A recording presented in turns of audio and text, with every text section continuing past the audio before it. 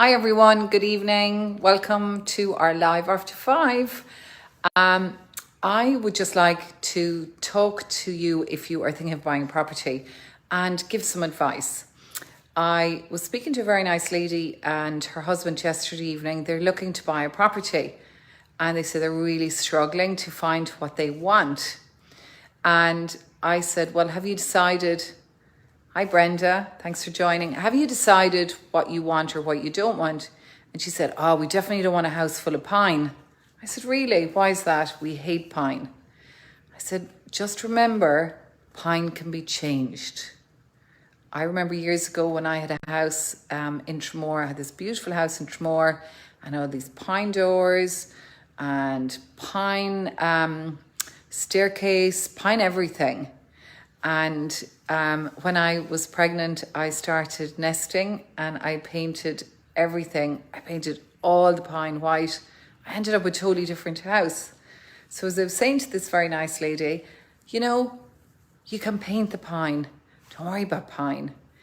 But what you have to work out is the location of the property. Hi, Anne. Where do you want to live? And you might say, well, I'm flexible. I might live in Dungarvan. I don't mind which area. Or I might live in Waterford City, but I don't want to live in Ferrybank. Or I want to live in Ferrybank. I don't want to live at the other side of the bridge. So you've got to figure out which area you want to live in, or at least, figure out which areas you're open to. Then do you want to live in a housing estate or not? Do you want your own plot of land? Do you want an older house or a newer house? Are you willing to do up the house? What's your budget? What's your budget to include the renovation? But the more open you are, the better. So I always say to people, have a list. Have a list of what you absolutely have to have. Have to. Like if you're an older couple, you might decide we have to have a bungalow.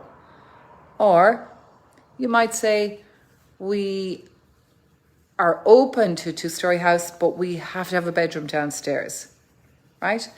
So the more open you are, the better chance you have of finding what you want.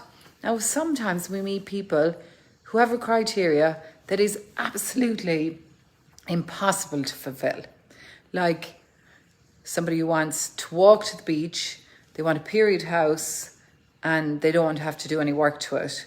Chances are the person who owns that type of property, hi Jinty, hi Shirley, they don't want to move. They're not selling. Or they might not be within the budget that the person has set.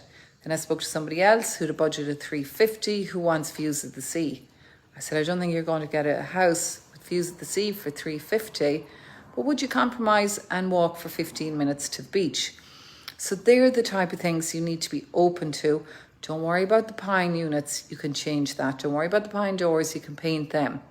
Don't get hung up on the small stuff. Work out the location, work out the type of property you have to have.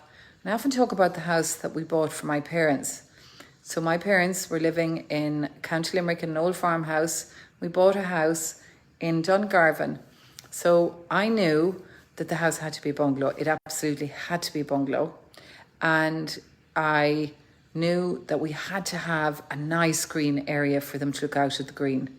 I knew that we had to have a nice south-facing garden. It didn't matter if it would have been great if it was detached, but we could live with semi-D.